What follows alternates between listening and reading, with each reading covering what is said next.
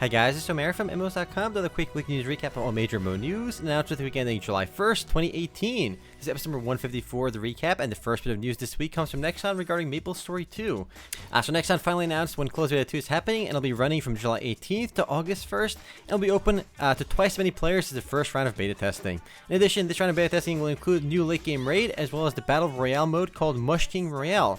The Battle Royale mode, though, will only be available on the game's first closed beta weekend, so you can play it between July 20th and July 22nd. As I said before, MapleStory 2 is the MMORPG I'm most hyped for this year, and while I'll likely only play Closed Beta 2 for a bit, I am looking forward to playing it a lot more when Open Beta rolls around. Remember, this is Closed Beta, so there will be a wipe at the end of the beta.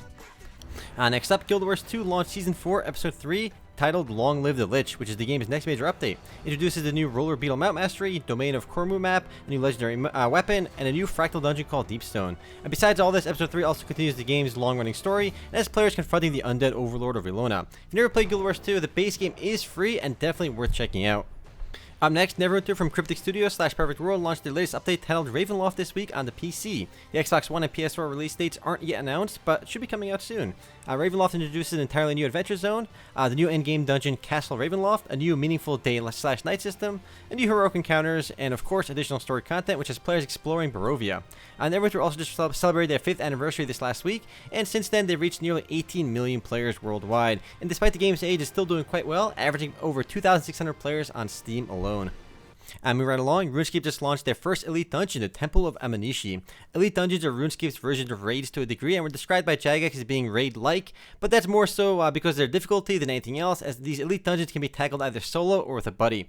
Clearing the Temple of Amanishi rewards players with the new cosmetic outfits, tier 82 to 92 equipment, as well as raising their dungeoneering skills. Going forward, elite dungeons will be regularly added to the game, with the second one set to release later this summer. Next up, a small update for Fractured. And as I mentioned last week, they launched their Kickstarter page, but they're now up to about $50,000 out of their $117,000 goal, and it looks like fundraising has slowed down a bit though, but they still have 23 days to go.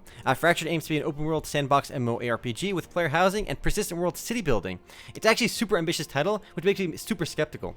Persistent world ARPG with player housing and complete player freedom and sandbox elements sounds awesome, but not something an indie studio can throw together with $117,000 even if they can reach it. I won't be funding this, but I will be keeping an eye on it. Next, Rise of Icarus is taking an interesting approach to reporting exploiters and dealing with hackers. They're launching a bounty for the Hunter program, which rewards players for reporting cheaters. Reporters get a bag full of in-game goodies, which includes a military-style uniform, blessed elite tampering stones, and 10 catnips, as well as a bunch of other goodies.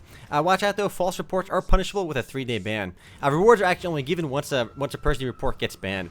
Actually, rewarding players for reporting cheaters is a great idea. It shows the game is serious about tackling their hacking and cheating problem, which is good to hear. The in-game uniform you get for reporting a hacker looks a lot like a World War II German officer's uniform. Not sure if that was a coincidence or not, but it looks very much like a German officer's uniform. Next up, South Korean mounted combat MMO Project DH released a 16-second clip this week that showed off some gameplay. I doubt any of you remember this game, but it was first revealed back in G-Star 2016. It features a steampunk world with giant beasts roaming about. It actually looks very similar to Monster Hunter-esque games, but there's still no release date for it just yet, so don't expect it in the West anytime soon, but at least we got to see some gameplay finally. Right along, Dragon Saga launched a major update this last week titled Arcadia Episode 3, which continues the game's story and adds new cosmetics as well as new areas. Dragon Saga is a side-scrolling action MMORPG from Gravity Interactive. It plays a bit like Critica and Dragon Nest, but unlike those games, it does have some persistent combat zones outside of dungeons, but most of the gameplay does take place in those instance dungeons. While Dragon Saga's player base is quite small, it averages about 50 or so players online according to Steam. Despite that, the game still gets updated every once in a while, and say what you will about Gravity, they rarely shut down their own games and usually keep them updated for some time. I mean, just look at Rose Online or Requiem. Both games are still running. Next up, some industry news. Trion Worlds, the company best known for Arcade, Trove, and Rift, acquired assets from the now defunct game developer Gazillion Entertainment, which previously published Marvel Heroes. So Trion Worlds now owns the licenses, trademarks, and patents and domains that Gazillion once owned. This doesn't mean though that Trion will be relaunching Marvel Heroes though. In fact, that's likely not going to happen, as Gazillion lost the Marvel license, which is why they eventually did shut down. The reason behind the acquisition seems to be related to the fact that Trion is trying to beef up their Glyph launcher and trying to publish more games, as in other people's games, not just their own. I doubt they'll have any chance of beating Steam, but we'll see what they end up doing. Next up, some more industry news, this time surrounding Roblox, the insanely popular online sandbox game. The company behind Roblox raised $150 million in funding this last week, valuing the company at $2.4 billion, which, if you remember, is about the price Microsoft paid for Minecraft. While we don't talk too much about Roblox, the game is absolutely enormous, easily one of the biggest games in the world, as it now boasts over 60 million monthly active users across all platforms. While it's not quite as big as Minecraft just yet, it could definitely get there. And to put the number into context again, League of Legends has about 100 million monthly active users.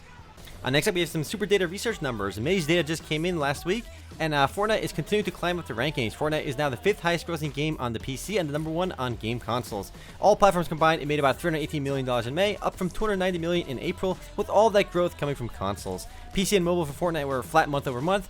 Surprisingly, Pokemon Go is still huge. The game made a whopping $104 million in May. Just to put that monthly revenue figure into context, every Square Enix MMO combined, Final Fantasy 14, Final Fantasy 11, and Dragon Quest 10 make about $70 million in revenue every single month. Popular mobile games like Pokemon Go and Fate Grand Order out-earn almost every PC MMO. Fortnite's mobile numbers themselves didn't increase between April and May because the game still isn't out yet in China, and there's still no Android version for it just yet. But when that happens, I'm sure Fortnite numbers will skyrocket as well.